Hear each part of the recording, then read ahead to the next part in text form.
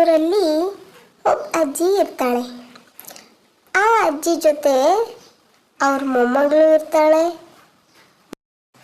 ಅವ್ರ ಜೊತೆಗೆ ಒಂದು ಬೆಕ್ಕು ಕೂಡ ಇರುತ್ತೆ. ಅಜ್ಜಿ ಹೆಸರು ಮುನಿಯಮ್ಮ ಅಂತ. ಅವ್ರ ಮೊಮ್ಮಗಳ ಹೆಸರು ಬಂದು ಲಿಲ್ಲಿ ಅಂತ. ಮತ್ತು ಬೆಕ್ಕಿಗೂ ಒಂದು ಹೆಸರಿರ್ಬೇಕಲ್ವಾ? ಅದ್ರ ಹೆಸರು ಏನು ಗೊತ್ತಾ? ಆ ಬೆಕ್ಕ ಹೆಸರು ಏನಪ್ಪ ಅಂದರೆ ಚುಮ್ಮಿ ಅಂತ.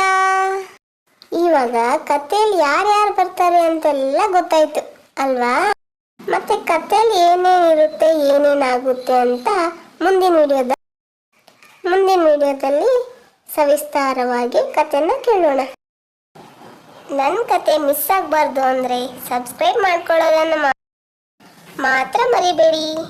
ಲೈಕ್ ಮಾಡಿ, ಶೇರ್ ಮಾಡಿ.